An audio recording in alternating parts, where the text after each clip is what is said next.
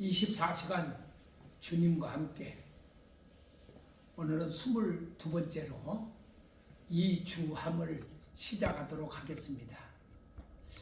많은 분들이 이 방송이 나가니까 이 주함이 뭐냐 이렇게 묻는 사람들이 있습니다. 이 주함이라는 것은 24시간 주님과 함께를 줄인 말이 바로 이 주함입니다. 오늘 22번째로 이렇게 전하게 되었는데, 오늘은 시청자 여러분들께서 전주남 목사 TV에 들어가셔서 구독을 한번 눌러주시고 좋아요도 함께 눌러주시면 도움이 되겠습니다. 그리고 안옥분 복음통일에도 들어가셔서 함께 그렇게 동참해 주시면 너무 감사하겠습니다. 사람이 살면서 지혜롭게 산다는 것이 참 어떤 것일까 생각을 할 때가 많이 있지요. 다윗은 성경 말씀에 보니까 가는 곳곳마다 무슨 일이든지 사울이 임금이 가서 일을 시키면 지혜롭게 행했다 그랬습니다. 그를 군대 장관으로 삼았는데 온 백성들이 다윗을 보고 합당히 여겼다 그랬습니다. 그리고 다른 장군들도 백성들과 함께 다윗을 보고 합당히 여겼다 이렇게 말씀을 하고 있습니다.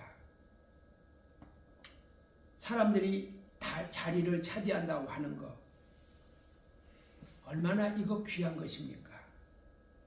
어떨 때 옷을 입으면 그 옷이 내 몸에 안 맞을 때가 많이 있습니다.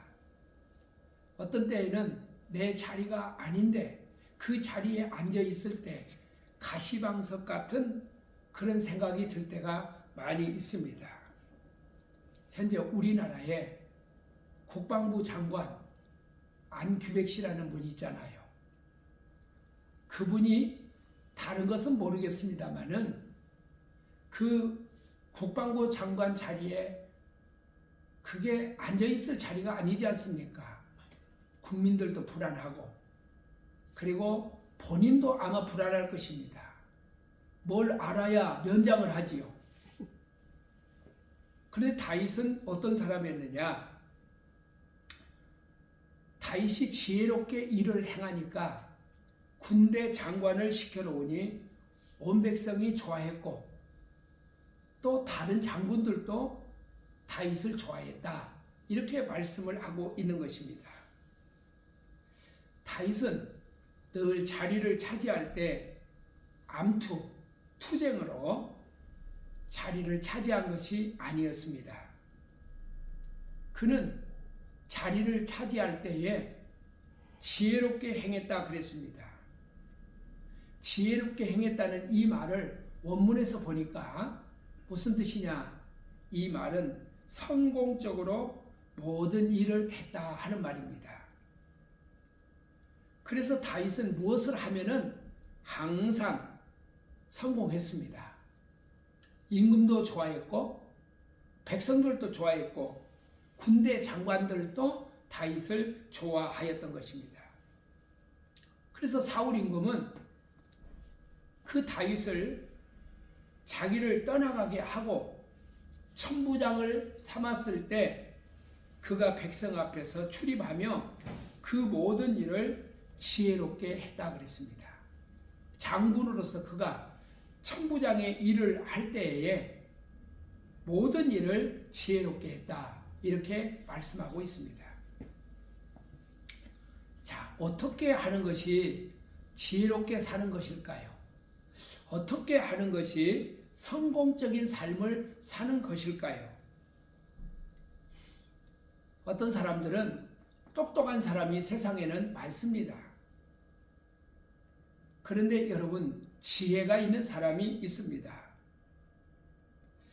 어떤 때 이 지혜가 옵니까? 저는 오늘 여러분에게 지혜롭게 살기를 간절히 부탁을 드리면서 어떻게 사는 것이 우리가 지혜롭게 사는 것인가? 첫 번째는 절대로 우리가 사는 삶에 교만이 들어가면 안 됩니다. 다윗이 성공의 비결은 뭡니까? 여호와께서 그와 함께 계시니라 하는 말이 많이 나옵니다. 이 말은 요셉에게도 똑같이 적용이 됩니다. 여호와께서 그와 함께 계시니라 이렇게 말씀하고 계십니다. 그가 성공적인 삶, 지혜로운 삶을 살 수 있었던 것은 그가 바로 여호와께서 그와 함께 하셨기 때문에 그렇습니다. 최선의 길이 뭡니까 우리가? 굳이 똑똑할 필요가 없습니다. 자기 속에 악한 생각이 있어요. 자기의 계획이 있습니다. 자기의 노력이 있습니다. 그런데 그런 모든 것들을 우리가 내려놓고 하나님이 나와 함께 계실 때 우리는 지혜롭게 살 수 있다는 것입니다. 어떻게 그게 가능할까요? 여러분, 세상 사람들은 이렇게 말합니다. 마음을 비워라, 비워라 그렇게 말합니다. 똑똑똑 그러면서 마음을 비우라고 그럽니다. 그런데 성경에서 예수님은 우리에게 말씀을 하시기를 마음을 비워놓으면 안 된다고 말합니다. 내 마음을 깨끗하게 청소해 놓으니까 악한 마귀가 귀신을 7마리나 데리고 들어와서 내 마음을 차지해 버립니다. 내 마음을 점령해 버린다는 말입니다. 그래서 내 마음을 비우는 것이 아니라 참 지혜는 주님으로 내 마음을 가득 채우는 것입니다. 24시간 주님과 함께 이게 바로 이주함입니다. 그렇게 할 때 우리는 지혜롭게 살 수가 있습니다. 또 하나는 다윗은 편파성이 없었습니다. 하나님의 사람들은 늘 정당해야 합니다. 넉넉함이 있어야 됩니다. 그에게 기준이 있었습니다. 그 기준이 뭐냐? 그의 그 기준, 그것은 하나님의 말씀이 기준이었습니다. 그 말씀의 기준이 다윗이 높은 자리에 올라갈 때에도 백성들이나 군대 장관이나 사람들이 그를 시기하고 질투하지 않았던 것입니다. 다윗이 사울에 보내는 곳마다 가서 지혜롭게 행하며 사울이 그로 군대 장관을 삼았더니 온 백성이 합당히 여겼더니 사울의 신하들도 합당히 여겼다 이렇게 말하고 있는 것입니다. 합당하다는 이 말은 모든 사람을 즐겁게 했다 하는 말입니다. 맡긴 모든 일이 모든 사람에게 즐거움이 되었다 하는 말씀인 것입니다. 왜 그럴까요? 편파성을 가지지 않고 공정한 하나님의 말씀의 기준에서 사니까 그런 축복이 다윗에게 임하였던 것입니다. 다윗은요, 어떻게 지혜롭게 살았느냐 그러면은 분명한 원칙이 있었습니다. 원칙.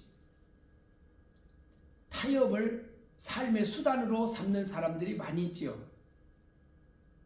그러나 최소한 하나님의 공인으로서 언제나 그는 원칙을 가지고 살았습니다.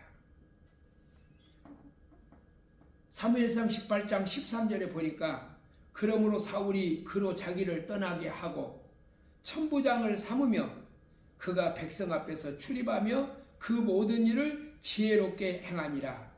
여호와께서 그와 함께 계시니라. 이렇게 말씀을 하였던 것입니다. 여러분, 하나님의 사람들은 가정에서나 교회에서나 직장에서나 하나의 원칙을 가지고 삽니다. 우리가 세운 원리가 아니고 내가 만든 기준이 아니고 하나님의 말씀이 그의 기준이 되었던 겁니다. 그게 바로 다윗의 지혜로운 삶이었습니다.